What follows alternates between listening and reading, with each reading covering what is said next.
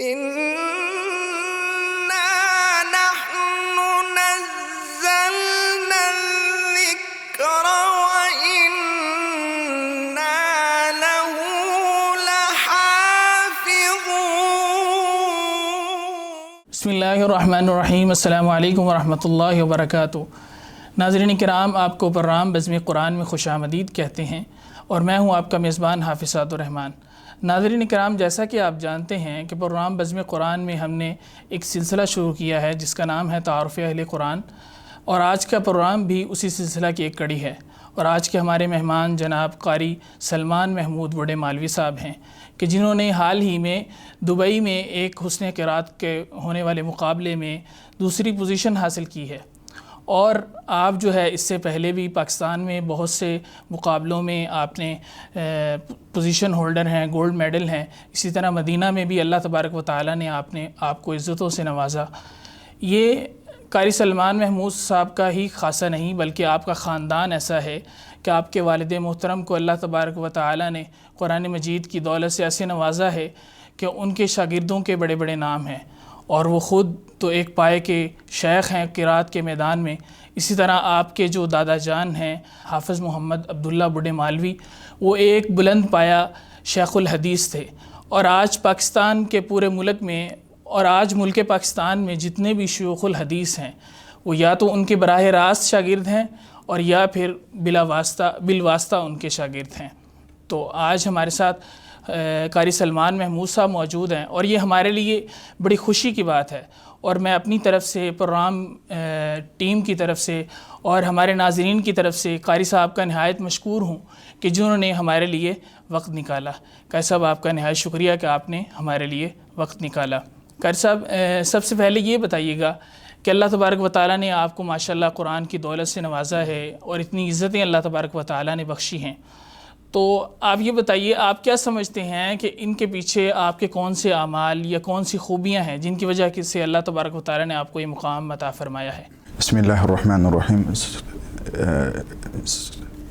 اب سے پہلے تو میں محدث میڈیا اور آپ احباب کا نہایت شکر گزار ہوں کہ آپ لوگوں نے مجھے یہاں بلا کر جو ہے وہ ایک عزت افزائی کی ہے۔ حافظ صاحب، اس اعزاز کے پیچھے میں سمجھتا ہوں کہ میری محنت سے بڑھ کر میری والدین اور اساتذہ کی دعائیں ہیں، اور میری فیملی کی، بچوں کی، اور دوسرا میرا کچھ کہہ لیں کہ اللہ تعالیٰ کے ساتھ ایک تعلق ہے، اس کی بدولت۔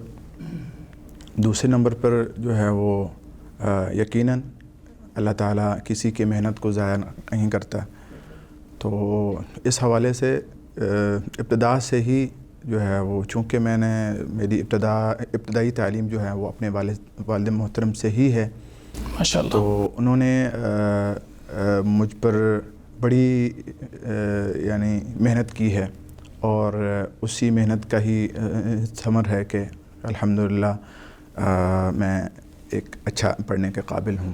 ماشاءاللہ ماشاءاللہ۔ آپ نے ابھی ذکر کیا کہ آپ کے والد محترم کا جو ہے اس میں ان کی محنت شامل ہے، جی، تو آپ ہمارے ناظرین کے سامنے یہ بات بھی ذکر کر دیجئے کہ آپ کے والد محترم جو ہیں انہوں نے کس طرح آپ کی پرورش کی ابتدا کی کہ آپ کو اللہ تبارک و تعالیٰ نے اس طرف جو ہے وہ چلا دیا؟ دیکھیے، جب ہر ہی والدین کی اپنی وش ہوتی ہے، اپنی خواہش ہوتی ہے کہ میرے بچے ہوں گے تو میں ان کو یہ بناؤں گا، فلاں بناؤں گا، تو برعکس اس کے کہ میرے والد محترم نے جیسے کہ وہ دیگر پروگرام میں وہ اس بات کو کر چکے ہیں کہ میں نے اپنے بچوں کی پیدائش سے پہلے ہی میں نے یہ اللہ سے وعدہ کر لیا تھا کہ یا اللہ تم مجھے اولاد دے گا، میں اپنی اولاد کو قرآن کے لیے وقف کروں گا۔ ماشاءاللہ، سبحان اللہ۔ والد محترم کی اس خواہش کی تکمیل میں والدہ نے بھی بھرپور ساتھ دیا. تو میں ناظرین کو یہ بھی بتاؤں گا کہ الحمدللہ ہم 6 بہن بھائی ہیں اور اللہ کا شکر ہم الحمدللہ سب حافظ قرآن ہیں, عالم دین ہیں, قاری ہیں ماشاءاللہ, اور قرأت کا بھی جو ہے وہ مطلب اللہ کا شکر پڑھا ہوا ہے. تو یعنی اس طرح سے الحمدللہ ہم والد محترم کی جو خواہش تھی, ان کی جو وش تھی, اس پر ہم پورا اترے ہیں. تو اس میں میں یہاں یہ بھی بات ذکر کروں گا کہ والد محترم نے ابتدا سے ہی ہمیں دینی سائٹ پر لگا دیا تھا, اور میں نے سب سے پہلے بنیادی طور پر جس چیز کو میں نے سیکھا ہے وہ قرآن کریم تھا. تو چونکہ میں نے جب شعور کی آنکھ کھولی ہے تو میرے کانوں میں قرآن کریم کی تلاوت کی آواز جو ہے نا وہ سنی گئی. تو والد محترم الحمدللہ ایک بڑے قاری تھے, اور اللہ کا شکر الحمدللہ ان کے بڑے شاگردوں کی ایک طویل لسٹ ہے. بالکل. تو وہ پڑھایا کرتے تھے تو گھر میں ان کی آواز آتی تھی, تو وہ مطلب جو ہے نا وہ سن کے ان کی تلاوات اور وہ میرے ذہن میں یوں نقش کر گئیں, اور وہی ادا, وہی تلفظ, وہی جو ہے وہ مخارج کی ادائیگی. تو اللہ کا شکر الحمدللہ اس حوالے سے مجھے کہیں بھی پرابلم نہیں آتی کہ آپ کا تلفظ اچھا نہیں ہے یا آپ کی ادا صحیح نہیں ہے. تو اللہ کا شکر. اس کے بعد پھر میری اپنی کوشش اور میری اپنی محنت بھی, ٹھیک ہے. تو اس طرح سے مل ملا کے دعائیں, کچھ میری محنت, کچھ ادا جان نے بھی بہت دعائیں کی ہیں. تو یقیناً یہ سارے اعزازات کا ثمر یہ اسی کو جو ہے نا وہ جاتا ہے. یعنی آپ کے کہنے کا مطلب یہ ہے کہ ماحول آپ کے والدین نے ایسا دیا کہ آپ کو اللہ تبارک و تعالیٰ نے جو ہے وہ اس طرف لگا دیا. ماشاءاللہ, ماشاءاللہ. اچھا یہ بتائیے گا, جب ابتدائی طور پر بچوں کو حفظ کے لیے لگایا جاتا ہے, اکثر اوقات والدین کا یہ خواہش ہوتی ہے ان کی کہ ہمارے بچے بھی قاری قرآن بنے, حافظ قرآن بنے. تو جب بچہ ایک حفظ کے لیے آتا ہے تو تب اس کو کوئی شعور نہیں ہوتا, بلکہ والدین خود اپنی خواہش پر لگا دیتے ہیں. تو آپ نے جب حفظ شروع کیا یا آپ حفظ کر رہے تھے تو تب آپ کی کیا کیفیت تھی؟ دیکھیے, انسان جب شعور سے پہلے انسان کو نہیں پتہ ہوتا ہے میرے کیا ٹارگٹس ہیں یا میں نے کیا بننا ہے. ایسے ہی. تو وہ پھر اس کے لیے اس مرحلے میں کچھ مشکلات ضرور پیش آتی ہیں, اور والدین کی بھی ایک طرف سے خواہش ہوتی ہے, دوسری طرف سے بچہ جو ہے وہ کیونکہ وہ علم ہوتا ہے کہ میں اگر وقت ضائع کر رہا ہوں تو اس کا بعد میں مجھے کیا خمیازہ جو ہے نا وہ بھگتنا پڑے گا. بالکل ایسے ہی. لیکن اس میں والدین کی طرف سے مسلسل سپورٹ ہو, اور پھر گھر میں اس کو وہی ماحول میسر ہو جو والدین چاہتے ہیں, ٹھیک ہے. تو عام طور پر وہ اس لیے بعض بچے جو ہیں وہ اپنے والدین کی اس خواہش پر پورا نہیں اتر پاتے کہ والدین کی خواہش تو ہوتی ہے اور وہ اپنی خواہش کے مطابق اس ایریا میں ڈال بھی دیتے ہیں بچوں کو کہ ہم اس بچے کو جو ہے نا ایک بہترین حافظ بنائیں اور ایک قاری بنائیں, لیکن ان کے اپنے گھر کا ماحول ایسا نہیں ہوتا. تو بچے جب گھر آتے ہیں, گھر کا ماحول کچھ اور ہے, باہر رسگاہ کا ماحول کچھ اور ہے, تو بچے کنفیوز ہوتے ہیں. تو اس لیے اگر ایسے والدین جو اپنے بچوں کو کی صحیح دینی تربیت اور ان کی صحیح دینی تعلیم چاہتے ہیں تو انہیں پھر یہ بھی قربانی دینی ہوگی کہ اپنے گھر کا بھی ماحول دینی کرنا ہوگا. تو انشاءاللہ یقیناً پھر ضرور فائدہ ہوگا, اور پھر ان کی مسلسل تربیت اور ان کو اپنے نظروں میں رکھنا, کسی بھی لحاظ سے ان کو جو ہے نا وہ اگنور نہ کرنا. تو انشاءاللہ اس طرح سے بچے ہمارے آئندہ کے بڑے قابل پیدا ہوں گے. ماشاءاللہ.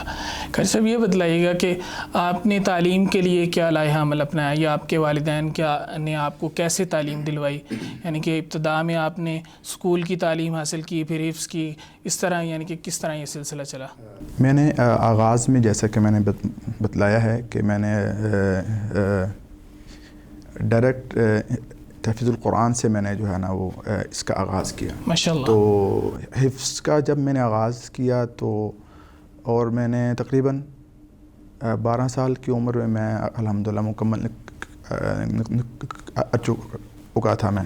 تو حفظ کے بعد پھر میں نے اسکول کی طرف آیا, پہلے نہیں تھا. یعنی کہ حفظ سے پہلے آپ نے بالکل اسکول کی تعلیم حاصل نہیں کی. پھر اس لیے میرے حفظ کا دورانیہ جو ہے نا وہ زیادہ ہے. تو کیونکہ شعور نہیں تھا, پھر کچھ مدارس بھی بدلنے پڑے, کچھ اساتذہ کی سختیاں بھی جو ہے وہ کیونکہ بہت زیادہ ہوتی ہیں حفظ کے دوران. تو چونکہ جب میں نے جس وقت میں ہم نے کیا تھا, آج کل تو بڑی آسانی ہیں, تو اساتذہ بڑے سخت تھے. تو بڑی کہیں مدرسے میں دل نہ لگنا, کہیں جو ہے وہ سختی اس طرح ہونی کہ اس کو دیکھ کے دل برداشتہ ہو جانا.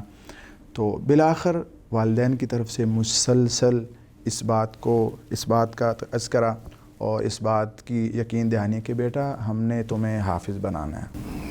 تم یہاں نہ پڑھو, جہاں تم پڑھنا چاہتے ہو ہم تمہیں وہاں لے جاتے ہیں, لیکن ہم چاہتے ہیں کہ تم ایک اچھے حافظ قرآن اور ایک اچھے قاری ہو. تو پھر وہ یقین دہانی بار بار ہوتی رہی. ٹھیک ہے. دوسری طرف سے ظاہر ہے انسان جب ایک نیک راستے پہ ہوتا ہے تو یقیناً بڑی آزمائشیں ہوتی ہیں, شیطان کی طرف سے بڑے اس پر جو ہے نا وہ اٹیک ہوتے ہیں. تو لیکن ساتھ ساتھ والدین کی دعائیں بھی تھیں, والدہ محترمہ کی, اللہ تعالیٰ ان کی زندگی میں برکت دے. تو بڑا انہوں نے ساتھ دیا, بڑی محبت سے پیار سے ہمیں جو ہے نا وہ انہوں نے پالا پوسا.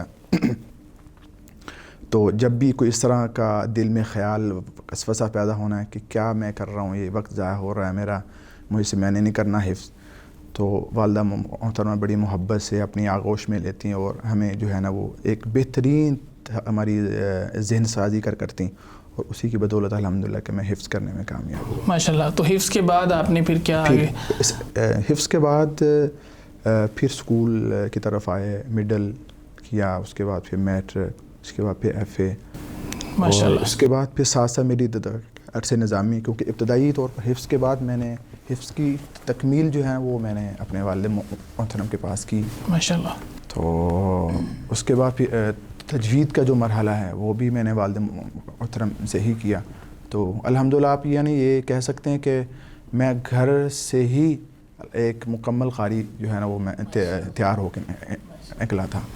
تو آغاز میں ہی والد محترم کیونکہ ایک بڑے قاری تھے, جہاں بھی محافل میں جاتے تو مجھے اپنے ساتھ لے جاتے تھے. تو اس طرح سے بہت سارے مقابلہ جات جو پاکستان لیول کے ہیں وہ اس میں اور محافل ہیں, اس میں الحمدللہ میں نے پارٹیسپیٹ کیا. تو اور ان اعزازات اللہ تعالیٰ نے پھر مجھے بہت سارے اعزازات سے بھی نوازا. تو یہ ایک بنیاد ہے. اس کے بعد پھر یعنی ساتھ ساتھ میری درس نظامی بھی ہوتی رہی اور ساتھ ساتھ عصری تعلیم بھی. وہ درس نظامی کی تعلیم آپ کہاں سے حاصل کر رہے تھے؟ ابتدائی طور پر میں جامعہ خلفیہ فیصل آباد کچھ عرصہ گزرا. یہ کس سن کی بات ہے؟ یہ 2004 تک. 2004 میں پھر میں لاہور آ گیا. یہاں جامعہ رحمانیہ لاہور الاسلامیہ میں داخل ہوا. تو آخری کلاسز جو ہے نا وہ میں نے یہاں پڑھی, اور 2007 میں پھر جامعہ لاہور الاسلامیہ سے فارغ ہوا.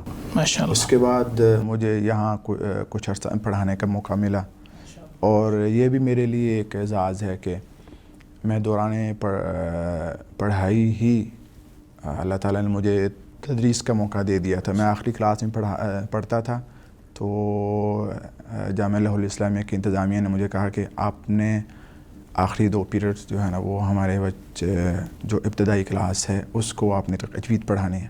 تو میں دوران یعنی تعلیم یعنی تدریس میں بھی جو ہے نا وہ یعنی کہ مجھے یہ اعزاز حاصل ہوا.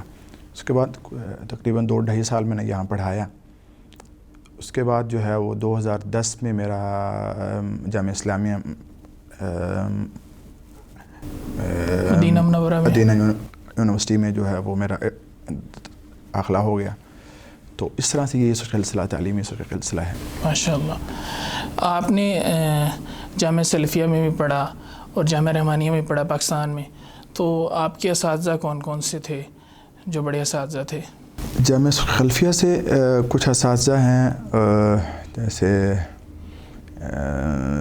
پروفیسر نجیب اللہ طارق صاحب ہیں, قاری نوید الحسن لکھوی صاحب ہیں, اسی طرح قاری مولانا صدیق صاحب ہیں, ڈاکٹر اظہر صاحب ہیں, منیر اظہر صاحب ہیں, اس طرح دیگر اساتذہ وہاں کے ہیں. اور جامعہ لاہور الاسلامیہ سے ہمارے شیخ, چونکہ میں جس سال آیا تھا قاری ابراہیم صاحب اسی سال ہی جو ہے وہ لاہور سے بھائی پھر شفٹ ہو گئے تھے, اور میری جو دلی خواہش تھی وہ یہی تھی کہ چلے میں عرصہ نظامی کے ساتھ ساتھ قراءات کا بھی جو ہے نا وہ چونکہ شوق تھا, تو میں چاہتا تھا کہ وہ بھی جو ہے نا اس کو بھی ساتھ ساتھ میں پڑھ لوں. ٹھیک ہے. تو قاری ابراہیم صاحب کے پاس میں یہاں آیا تو تقریباً مجھے ان سے استفادے کا اتنا زیادہ موقع تو نہیں ملا, لیکن 6 مہینے تقریباً 1 سال تو مجھے اللہ تعالیٰ نے یہ موقع دیا ہے کہ میں نے ان سے کچھ نہ کچھ استفادہ کیا ہے.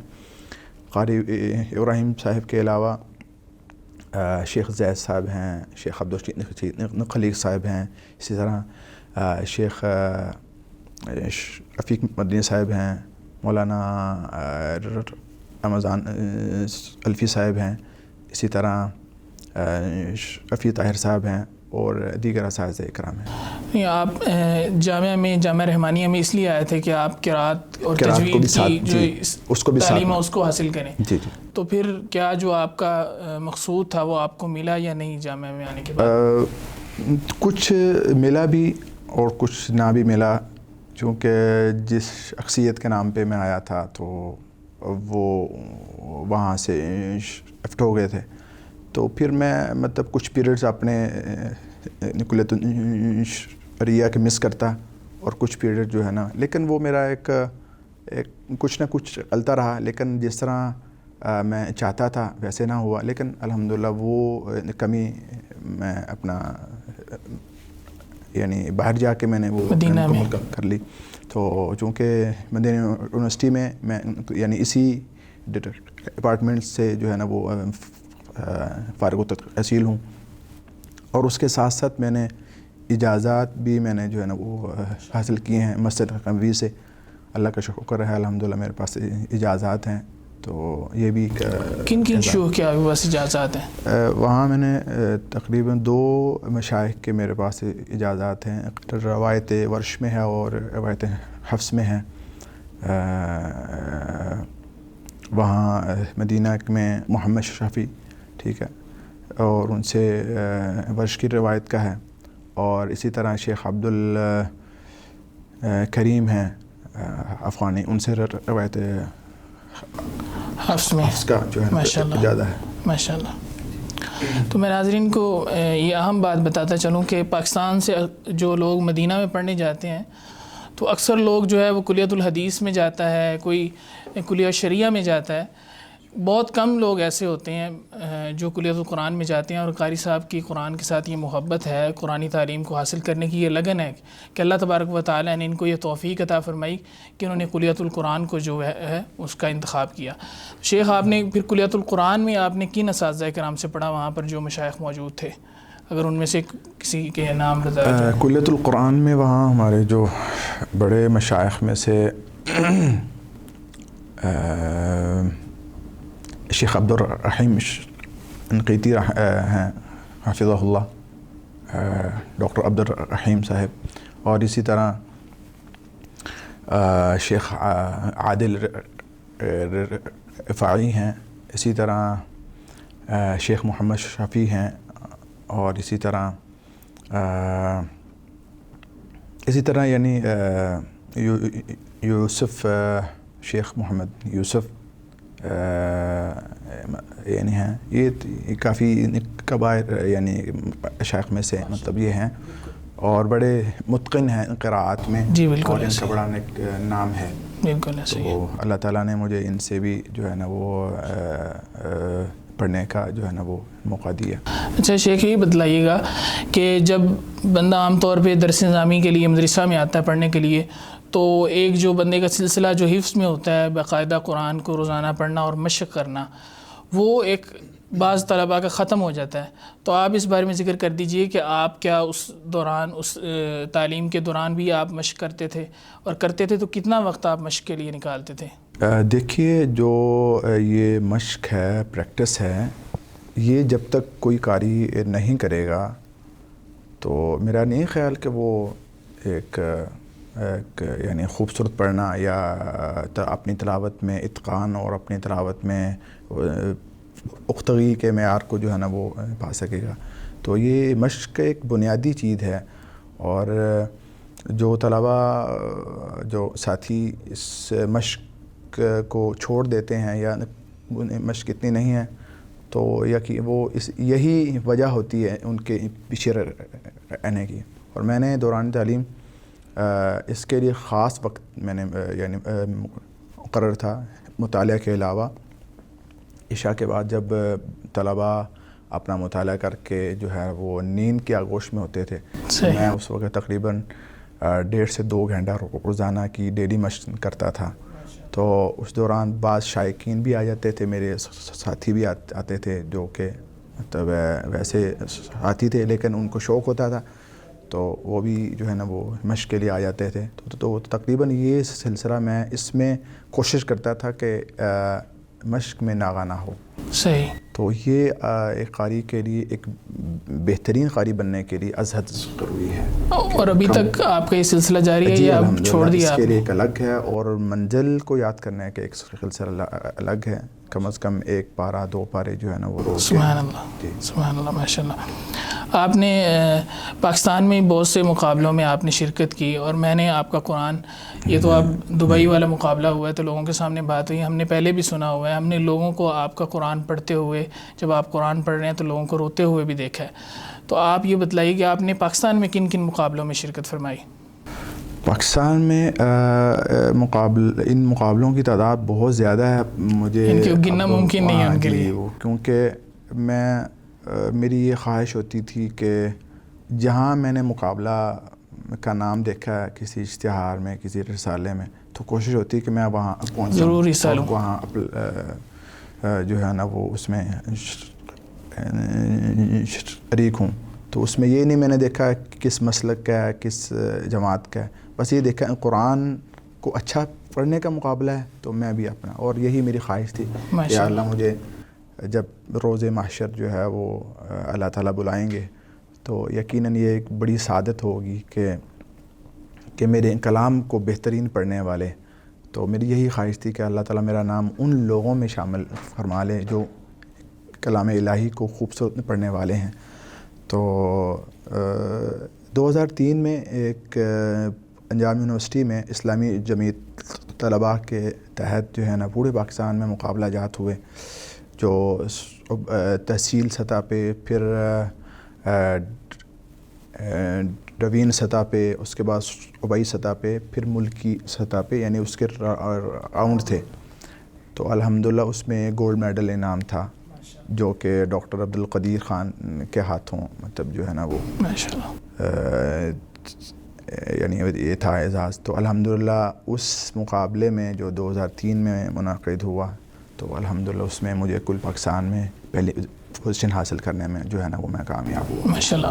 تو مدینہ میں آپ کا کیا سلسلہ تھا، یعنی کہ وہاں پر آپ کیسے لوگوں کو قرآن سناتے مدینہ تھے؟ یونیورسٹی میں چونکہ میری تعلیم 2010 سے جو ہے نا وہ میں آغاز کر دیا تھا، تو وہاں 2014 میں غالباً وہاں یونیورسٹی لیول پہ ایک مقابلہ ہوتا ہے، مسابقہ، یعنی مسابقہ اجمل قاری کے نام سے. تو اس کا انعام تھا کہ جو فرسٹ یا سیکنڈ آئے گا اس کو ہم، ایک تو مطلب ان کا اعزاز تھا کہ وہ کچھ عقدی کی صورت میں تھا، دوسرا یہ تھا کہ ہم اس کو امام مقرر کریں گے. تو میرے دل میں یہ بڑی خواہش تھی کہ یہاں دنیا کی کونے کونے سے طلباء جو ہے نا وہ پڑھنے آئے ہیں، تو یہ کس قدر خوش بختی کی بات ہے۔ تو میں نے اس مقابلے میں حصہ لیا، تو اللہ کا کرنا یہ ہوا کہ الحمدللہ اس مقابلے میں بھی میں دوسری پوزیشن حاصل کرنے میں کامیاب ہوا، اور انتظامیہ نے پھر یہ فیصلہ کیا ان کو بھی امام مقرر کیا جائے، اور میں پھر کچھ عرصہ وہاں یونیورسٹی کی مسجد میں بھی امامت کی جو ہے نا وہ سعادت حاصل رہی مجھے۔ اس کے ساتھ ساتھ میں یونیورسٹی میں جب میں تھا تو میں مدینہ میں تو امام تھا، ایک فیصلیہ ایک محلہ ہے، ایریا ہے، تو وہاں تقریباً مجھے 7 سال امامت کی جو ہے نا وہ سعادت حاصل رہی ہے۔ تو الحمدللہ میں وہاں تقریباً 7 سال کا عرصہ جو ہے نا وہ امام رہا۔ ماشاءاللہ یہ بڑے اعزاز کی بات ہے کہ عربوں کے اندر جو ہے وہ ایک اجمی ماشاءاللہ ان کے ہوتے ہوئے جو ہے وہ امام ہے۔ تو آپ نے اس کے بعد آپ دبئی جو ہے وہ چلے گئے، وہاں پر آپ نے اس مقابلہ میں شرکت کی، اس کی ذرا روداد بیان فرما دیں کہ کس طرح آپ کو یہ اس طرف توجہ ہوئی؟ مدینہ یونیورسٹی سے فراغت کے بعد میں پھر پاکستان آ گیا تھا، تو پھر تقریباً 2-2.5 سال یہاں مختلف اداروں میں پڑھایا، لیکن میں ایڈجسٹ نہ ہو پایا یہاں پاکستان میں۔ پھر میں نے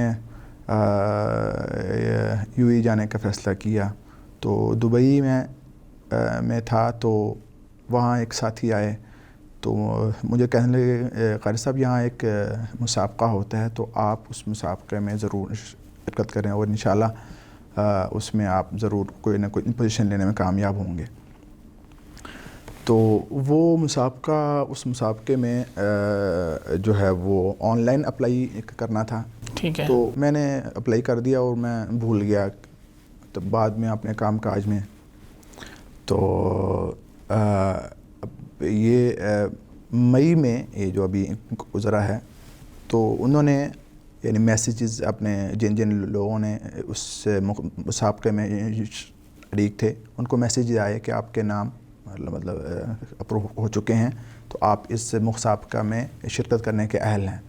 تو ایک ساتھی آتا ہے تو وہ کہتا ہے قاری صاحب یہ مجھے میسیج آیا ہے، عربی میں میسیج ہے، تو مجھے سمجھ نہیں آ رہی، آپ ذرا مجھے پڑھ کے سنائیے۔ صحیح۔ تو وہ اس کا میں نے میسیج پڑھا، تو میں نے اس کو تو بتا دیا، لیکن مجھے بھی یاد آ گیا کہ میں نے بھی اپلائی کیا، میں نے بھی اپلائی، تو وہ پھر مجھے بھی میسیج آیا ہوا تھا، تو یعنی اس طرح سے ایک مسابقے کا علم ہوا۔ تو اس میں بھی 3 راؤنڈ تھے، تو کتنے لوگ شریک تھے اس میں؟ تقریباً اس میں 1000 کے قریب قراء حضرات، مختلف کیٹیگریز تھیں، 5 کیٹیگری تھی اس میں۔ صحیح۔ تو جس کیٹیگری میں تھا ان میں بڑے قراء مطلب تھے، کیونکہ 25 سال سے اوپر جتنے بھی مطلب ایج کے لوگ ہیں وہ اس میں شرکت کے اہل تھے۔ تو اس کیٹیگری میں سب سے زیادہ تعداد تھی قراء کی، تو تقریباً 200-250 قراء ان میں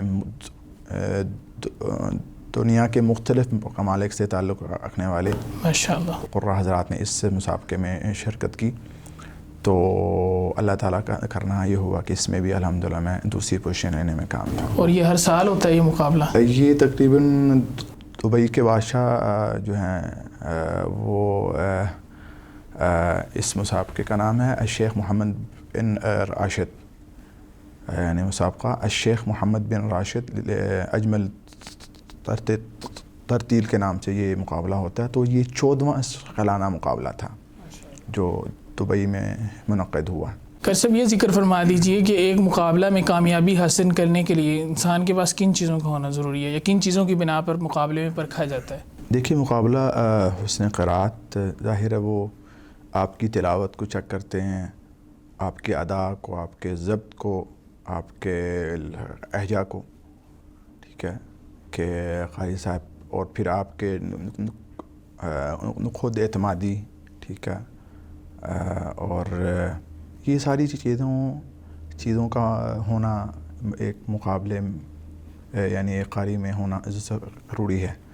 اور یہ چیزیں خود اعتمادی، ٹھیک ہے، ضبط اور تلفظ میں پختگی، مخارج میں مہارت، پھر بہترین ادا، ٹھیک ہے، اور پھر لہجات کا تھوڑا سا تعارف، ٹھیک ہے، اور پھر معانی کا جو ہے وہ ہونا ضروری ہے کہ آپ کو پتہ ہو کہ یہ آیات میں کیا اللہ تعالیٰ جو ہے نا وہ ذکر کر رہے ہیں. تو عذاب کی آیات ہیں تو آپ کا انداز بھی اس طرح سے تھوڑا سا ہو جائے. اور اگر نعمت کی آیات ہیں تو اس میں تو یہ اگر یہ ساری چیزیں شامل ہو جائیں تو تلاوت میں اور خشوع و خضوع میں قاری جو پڑھ رہا ہے وہ اس کو پھر یہ احساس ہوگا کہ میں دل سے پڑھ رہا ہوں. ظاہر ہے وہ جب آیات کا معنی بھی جو ہے نا وہ آ جائے گا تو پھر یقیناً تلاوت یعنی میں جو ہے بڑی مہارت آ سکتی ہے. اور ایسی تلاوت جب ہوگی تو یقیناً لوگوں پر بھی اس کا اثر ہوگا اور جو جج صاحبان ان پر بھی اثر ہوگا اور وہ تلاوت یقیناً اللہ کے ہاں بھی قابل قبول ہوگی اور عوام میں بھی. بالکل. آپ نے ابھی ادا کا ذکر کیا اپنی بات میں، تو آپ کی ادا ماشاءاللہ بڑی بہترین ہے. تو آپ یہ بتائیے کہ آپ کی ادا کہاں پر بہتر ہوئی؟ حفظ میں بہتر ہوئی ہے جب آپ نے تجوید کی تعلیم حاصل کی تب؟ دیکھیے حفظ میں تو میں بس میری آواز اچھی تھی، تلفظ بھی ٹھیک تھا، لیکن یہ نہیں پتا تھا مطلب جیسے ظاہر ابتدا کے بچوں میں نہیں یہ چیزیں مطلب ہوتی. تو یہ ادا میں مہارت اور یہ ساری چیزیں آہستہ آہستہ انسان کی زندگی میں جو ہے نا وہ مہارت آتی ہے. جس قدر انسان اس میں محنت اور اگن اور اس کا شوق شامل ہو اسی طرح ہی اس کی تلاوت میں بہتری آتی جاتی ہے. ماشاءاللہ. اکثر جو قراء ہیں بلکہ جو ابتدائی طالب علم ہیں جو اس طرف آ رہے ہیں وہ مختلف عرب مشائخ کو قراء کو سنتے ہیں، تو آپ کن قراء کو پسند کرتے ہیں سنتے ہیں؟ یہ تلاوت اگر ترتیل میں ہو تو الگ مشائخ ہیں، حدر میں ہو تو الگ. ترتیل میں بتا دیجئے. ترتیل میں کیونکہ میں مطلب وہ چاہتا ہوں، میں نے شروع میں شیخ عبدالعال متولی کو میں سنتا تھا، پھر میرا تھوڑا سا رجحان بدلا، پھر شیخ ایت سعید مصری کو، اور اس کے بعد پھر شیخ شہات محمد انور کو ان کی تلاوت. آج کل میں کوشش کرتا ہوں اگر تلاوت سنوں تو شیخ محمود شہات وغیرہ اس طرح سے، اور شیخ محمد ایسی ہیں لیسی، اور اسی طرح سے انور کے نام ہیں. تو یہ ترتیل میں کوشش ہوتی ہے کہ کیونکہ یہ لہجات میں پڑھتے ہیں تو اس میں پھر آپ کو یہ نہیں پرابلم ہوتی کہ الگ الگ لہجے کا جو ہے وہ آپ مختلف قریبان یعنی قاری صاحبان کو سنیں تو وہ ایک ہی قاری میں بہت ساری چیزیں آ جاتی ہیں. بالکل ایسے ہی. تو دوسرا کسی قاری کی آپ جب اس کی آواز کی نقل کرتے ہیں تو تلفظ اور تجوید اور مخارج کا جو ہے وہ معاملہ وہ آپ وہ نہ لیں کسی سے. ٹھیک ہے. وہ آپ کا اپنا مضبوط ہونا چاہیے. ایک ٹون ہے وہ آپ لیں، ایک لہجہ ہے، ایک آواز ہے وہ آپ لے لیں اور اپلائی کر دیں. ٹھیک ہے. اب بعض قراء کا تلفظ ادا میں اتنی مہارت نہیں ہوتی، بالکل ایسے ہی پختگی نہیں ہوتی، تو وہ اسی طرح وہ کہتے ہیں نا کہ عقل کے لیے عقل بھی بالکل ایسے ہونی ضروری ہے چاہیے. تو اس لیے نقل آپ کر رہے ہیں تو اس میں ہوش و حواس کے ساتھ آپ جو ہے وہ نقل کریں. کہیں یہ نہ ہو کہ نقل کرتے کرتے آپ جو تجوید کی بنیادی غلطی ہیں وہ آپ سے جو ہے مطلب ہو جائیں. اس لیے تجوید کی غلطیاں، مخارج کی غلطیاں یہ کسی بھی صورت میں قابل قبول نہیں ہوتی. صحیح. آخری سوال میں کرنا چاہوں گا کہ ایک قاری کے لیے یہ ایک بڑا مسئلہ ہوتا ہے کہ جب وہ تلاوت کر رہا ہوتا ہے تو شیطان کی طرف سے ایک دل میں وسوسہ آتا ہے کہ جی لوگ سنیں گے، لوگ واہ واہ کریں گے، تو اس سے بچنے کے لیے کیا طریقہ کار اور آپ کیسے اس کو جو ہے یہ یقیناً یہ بڑا اہم سوال ہے اور یہ آتا ہے، اور یہ صرف قاری کے ساتھ خاص نہیں، یہ ہر نیک عمل کے ساتھ خاص ہے. بالکل ہر نیک عمل کے ساتھ.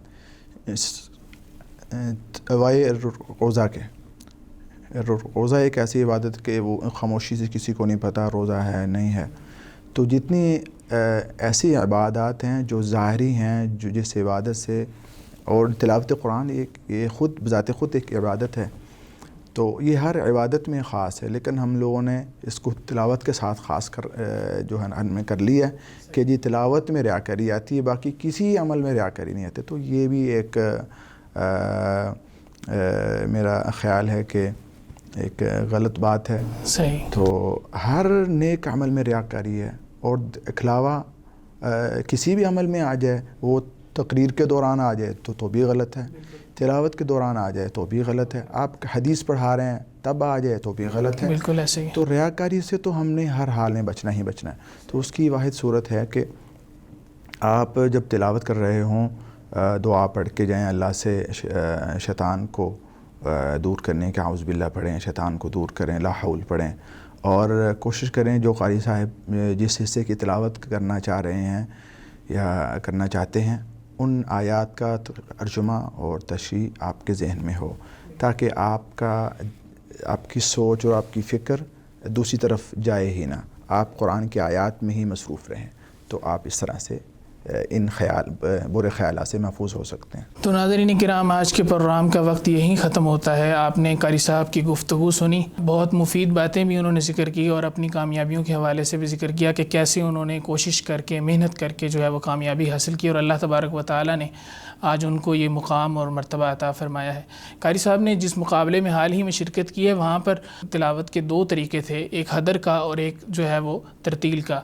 तो हम चाहेंगे ज़रूर कि कारी साहब हमें दोनों तरीक़ों से, हदर में के अंदाज़ में भी और तरतील के अंदाज़ में भी तिलावत कुरान मजीद जो है वो सुनाएँ। ज़ाकल्लाहु खैरन कसीरा। चलें कारी साहब की तरफ चलते हैं। अऊज़ु बिल्लाहि मिनश शैतानिर रजीम। लिल्लाहि मा फिस समावाति व मा फिल अर्द व इन तुबदू मा फी अनफुसिकुम औ तुख्फूहु युहासिबकुम बिहिल्लाह फयग़फ़िरु लिमन यशाअ व युअज़्ज़िबु मन यशाअ वल्लाहु अला कुल्लि शैइन क़दीर। आमन अर्रसूलु बिमा उन्ज़िल इलैहि मिन रब्बिहि वल मुअ्मिनून कुल्लुन आमन बिल्लाहि व मलाइकतिहि व कुतुबिहि व रुसुलिहि ला नुफ़र्रिक़ु बैन अहदिम मिन रुसुलिहि व क़ालू समिअना व अतअना गुफ़्रानक रब्बना व इलैकल मसीर। ला युकल्लिफुल्लाहु नफ्सन इल्ला वुस्अहा लहा मा कसबत व अलैहा मा इक्तसबत रब्बना ला तुआखिज़ना इन नसीना औ अख़्तअना रब्बना वला तहमिल अलैना इस्रन कमा हमलतहु अलल लज़ीन मिन क़ब्लिना रब्बना वला तुहम्मिलना मा ला ताक़त लना बिहि वअफ़ु अन्ना वग़फ़िर लना वरहमना أنت مولانا فانصرنا على القوم الكافرين. أعوذ بالله من الشيطان الرجيم.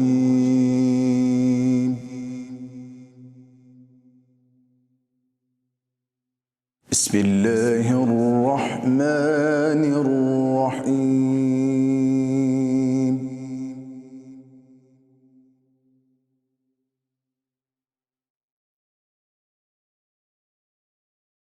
والضحى والليل إذا سجى ما ودعك ربك وما قلى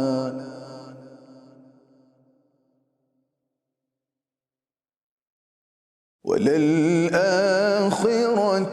خير لك من الأولى ولسوف يعطيك ربك فترضى.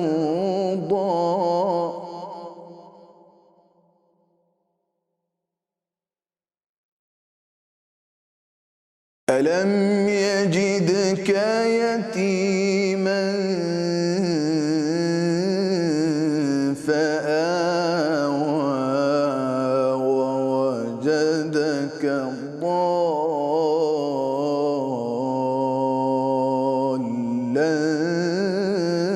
فهدى.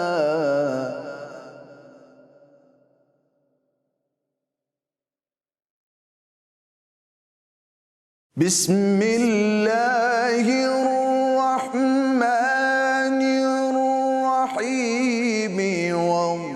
والضحى والليل إذا سجى ما ودعك ربك وما قلى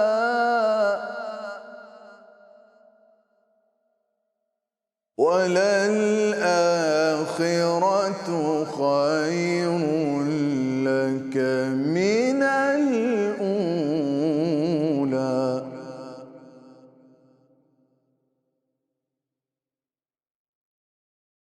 والضحى والليل إذا سجى ما ودعك ربك وما قلى وللآخرة خير لك من الأولى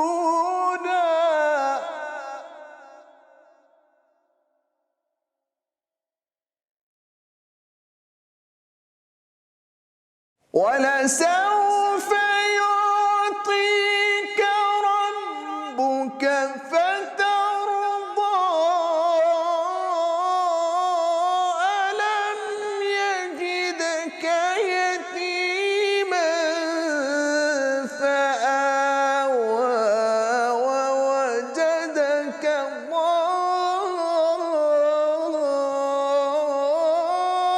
ضالا فهدى.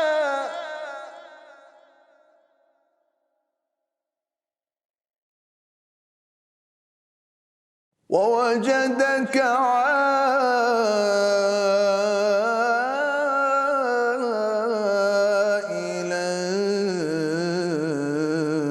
فأغنى.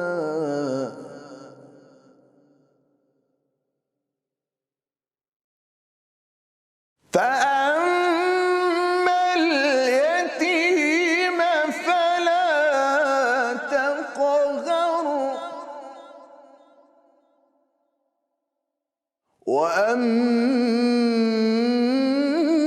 وأما السائل